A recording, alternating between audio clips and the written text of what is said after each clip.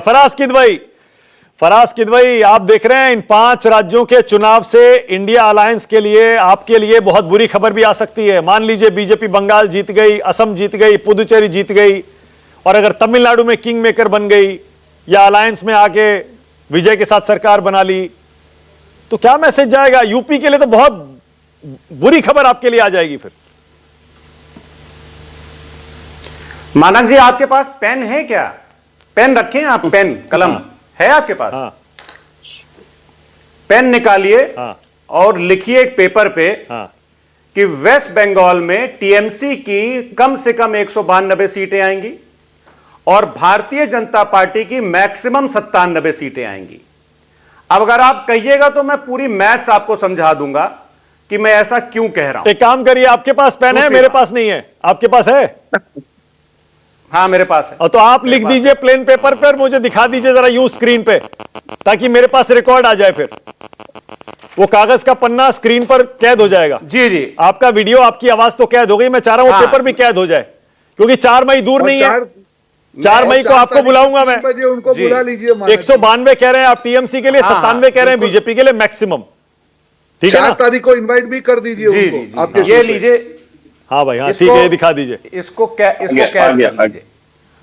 और ये इसकी पूरी मैथ्स अगर आप कहिएगा तो मैं मैथ्स भी समझा दूंगा आपको। हाँ। मानक जी, वरना मैं 192 और 97 ना लिखता। अगर आप कहिए तो मैं मैथ समझा सकता हूं, लेकिन थोड़ा सा टाइम लग जाएगा, उसमें 2-3 मिनट लग जाएंगे। हाँ। बहरहाल, हाँ। देखिए क्या है मानक जी, कि स्वामी विवेकानंद जी ने एक बात कही थी कि मेरे लिए लोकतंत्र का मतलब यह है कि कमजोरों को भी वो मौका दे जो ताकतवर को मिलता है। नहीं, माफ करिएगा, यह मैंने अपनी अज्ञानता की वजह से नहीं, स्लिप ऑफ टंग की वजह से कह दिया। यह गांधी जी ने कहा था। तो जो गांधी जी ने कहा था कि जो मौका कमजोरों को मिलता है वही इस देश के बड़े बड़े लोगों को जो मिलता है वही कमजोरों को भी मिले, उस मौके को, उस हक को इलेक्शन कमीशन ने छीन लिया। मानक जी, अभी यहां पर बात हो रही थी ना कि ट्रस्ट नहीं है। आपने भी मतलब रोहन गुप्ता जी से पूछा कि भाई अगर स्टेट के कर्मचारी रहें तो आपको क्या प्रॉब्लम, या केंद्र के रहें तो क्या वो है। उसके पीछे एक पूरा बैकग्राउंड है मानक जी। देखिए, बंगाल के चुनाव में ममता जी 192 सीटें ला रही हैं, लेकिन लोकतंत्र वहां पर ऑलरेडी हार चुका है। और मैं बहुत बड़ी बड़ी बातें नहीं कर रहा हूं कि लोकतंत्र हार चुका है, एक्चुअली हार चुका है। अगले 1 मिनट में मैं वो आपको प्रूफ करने जा रहा हूं कि कैसे वो हारा है। भारतीय जनता पार्टी ने इलेक्शन कमीशन का इस्तेमाल करके इस देश के 27 लाख लोगों के कॉन्स्टिट्यूशनल राइट्स को उल्टा टांग दिया है। गृह मंत्री जी ने कुछ उल्टा टांगने वाली बात कही थी ना, तो वो ऑलरेडी 27 लाख लोगों के कॉन्स्टिट्यूशनल राइट्स को उल्टा टांगा जा चुका है। जिस प्रदेश में नंदलाल बोस जी के निवासी का वोट कट जाए, शहीदुल्लाह मुंशी जो कि हाईकोर्ट के जज थे बंगाल के, मानक जी, उनका वोट कट जाए, और 65 उन लोगों के नाम आप काट दे मानक जी, जो इस देश में चुनाव प्रक्रिया में व्यस्त हैं और चुनाव करवा रहे हैं, but they are not trusted to vote. तो आप क्या बोलेंगे कि लोकतंत्र जीत गया? लोकतंत्र खाली चुनाव कराने का नाम नहीं है, चुनाव में जीत हार का नाम नहीं है। मैं आपके दर्शकों से एक सवाल पूछता हूं, और जल्दी से आप गूगल में टाइप करिएगा कि रिप्रेजेंटेशन ऑफ पीपल एक्ट 1950 का सेक्शन 21(3) क्या बोलता है। आप जरूर टाइप करिए section 21(3) of representation of people act 1950 से। आपको क्या नाम है, शीतल जी को पता होगा। यह वो अधिकार इलेक्शन कमीशन को देता है कि वो स्पेशल रिवीजन कराए, बिल्कुल कराए, मैं उस पर कोई सवाल नहीं उठा रहा हूं। लेकिन अगर 21(3) के हिसाब से अगर एसआर की प्रक्रिया, एसआईआर नहीं, एसआर की प्रक्रिया अगर पूरी नहीं हुई है तो पुरानी वोटर लिस्ट मान्य होगी। यह सेक्शन 21(3) में लिखा हुआ है मानक जी। अरे तो आप जिन तो 27 लाख लोग अच्छे से जानते हैं ना फराज भाई, आप तो बहुत अच्छे से कानून जानते हैं, और आप तो बार बार लोकतंत्र की दुहाई देकर यह भी कहते हैं कि हम तो सुप्रीम कोर्ट में पूरा यकीन रखते हैं। सही कह रहा हूं ना मैं? सुप्रीम कोर्ट में यकीन है ना? नहीं, बिल्कुल यकीन है, बिल्कुल यकीन। अगर यकीन है तो फिर एसआईआर पर सुप्रीम कोर्ट ने बार बार जो कहा उसे मान लीजिए ना। इलेक्शन कमीशन के पास पूरा कॉन्स्टिट्यूशनल राइट है एसआईआर कराने का।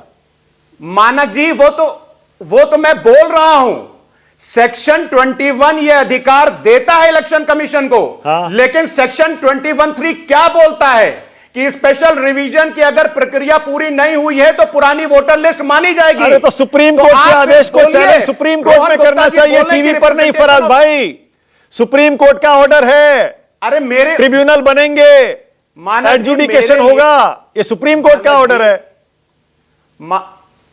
मानक जी, मेरे लिए पार्लियामेंट और मेरे लिए एक कोर्ट मानक गुप्ता जी का शो है जिसके जरिए मैं इस देश की जनता तक अपनी आवाज पहुंचा सकता हूं। मैं तो बोल रहा हूं कि मानक जी ये बोले कि सेक्शन 21(3) ना ना ना ना ना ना ना ना ना, एक सेकेंड, मैं फिर से कह रहा हूं, सुप्रीम कोर्ट ने पुरानी वोटर लिस्ट को खारिज करके नई वोटर लिस्ट पे चुनाव कराने का आदेश दिया। जिन लोगों के नाम पेंडिंग थे उनको रिजॉल्व करने के लिए, निपटाने के लिए जजों को लगाया। ये सब सुप्रीम कोर्ट ने किया है फराज भाई। उससे दिक्कत है तो सुप्रीम कोर्ट में जाते, मैं उसके लिए नहीं मना गए नहीं आप। कर रहा हूं मानक जी। आप वैसे भी फराज भाई, वैसे एक बात बताऊं मैं, ये वैसे मुझे एक बात पता बताता हूं है मैं आपको, और मैं पर्सनल आपको एक कॉम्प्लीमेंट भी दे रहा हूं। आपने बहुत इंप्रूव किया है। आप हमेशा से अच्छे बोलते आए हैं, पढ़ लिख कर डिबेट में आते हैं, आप ज्ञानी भी हैं, लेकिन आजकल अपना टीवी के साथ खेलते कैसे हैं ये भी बहुत सीख गए हैं। वायरल होना बहुत सीख गए हैं आप। कभी फैंटा की बोतल ले आएंगे अरे शो सर, पे। सर। आज तो नहीं लाया ना फैंटा की बोतल? नहीं, आज पानी की बोतल। पानी की बोतल है। हाँ, मैं वही कह रहा हूं ना, मैं एंकर के हिसाब से लेके चलता हूं। हाँ, तो वही मैं बता रहा हूं। तो ये आजकल ना ये वायरल होने के लिए जो आप इस तरह के करते हैं ना, ये स्टंट्स करते हैं ये। अरे सीधी सीधी बात है, सुप्रीम कोर्ट का ऑर्डर है फराज भाई। अब तो ये बताइए यूपी में क्या होगा? मानक जी, 5 में से 3 या 4 राज्य बीजेपी जीत गई, अगर यूपी में क्या करेंगे? मानक जी, तमिलनाडु बीजेपी हारने जा रही है। बंगाल में mark my words Mamata Banerjee जी जीतने जा रही हैं। केरला में इनका सुपड़ा साफ हो रहा है। असम में जरूर फाइट है, वहां पर देख लिया जाएगा। लेकिन उत्तर प्रदेश की जनता ने तो 2024 में इनको बता ही दिया है मानक जी। हाँ। और वो इसलिए बता दिया है कि उत्तर प्रदेश में जितना इन्होंने ध्रुवीकरण करने की कोशिश की, हिंदू मुसलमान को लड़ाने की कोशिश की, देखिए ये बात राम राज की करते हैं ना, चलिए थोड़ा सा यहां पर भी वो कर लेते हैं। ये तो भगवान राम के आदर्शों पर भी नहीं चलते हैं, क्योंकि गोस्वामी तुलसीदास जी ने लिखा है ना रामराज के तस्वुर में कि रामराज बैठे त्रिलोक का, हर्षित भय गए सब सो का, भैरू न कर काहू संग कोई, राम प्रताप विषमता खोई। यानी कि रामचंद्र जी के गद्दी पे बैठने के बाद लोगों के मन की विषमताएं खत्म हो गई, कुटिलताएं खत्म हो गई। भारतीय जनता पार्टी तो उसके ऑपोजिट काम कर रही है। लेकिन चलिए मानक जी, मैं आपको तो मुद्दे से भटकाऊंगा नहीं। मैं सिर्फ एक सवाल पूछना चाहता हूं। मैं सवाल यह पूछना चाहता हूं कि वो ऐसे कौन से कारण हैं जिसकी वजह से ममता बनर्जी चुनाव हार जाएंगी? जो वेलफेयरिज्म चल रही है आज की तारीख में, हम बोलते हैं महाराष्ट्र में बीजेपी इसलिए जीती कि लाडकी बहन थी वहां पर। हम बोलते हैं मध्य प्रदेश में चुनाव दर चुनाव लाडली बहन जिता रही है भारतीय जनता पार्टी को। बिहार में नीतीश कुमार जी वेलफेयर स्कीम्स की वजह से जीत जाते हैं। तो ममता बनर्जी जी क्यों हार जाएंगे? क्योंकि जब वो 1500 और 1700 रुपए लगभग सारी महिलाओं को वहां पर दे रही है मानक जी।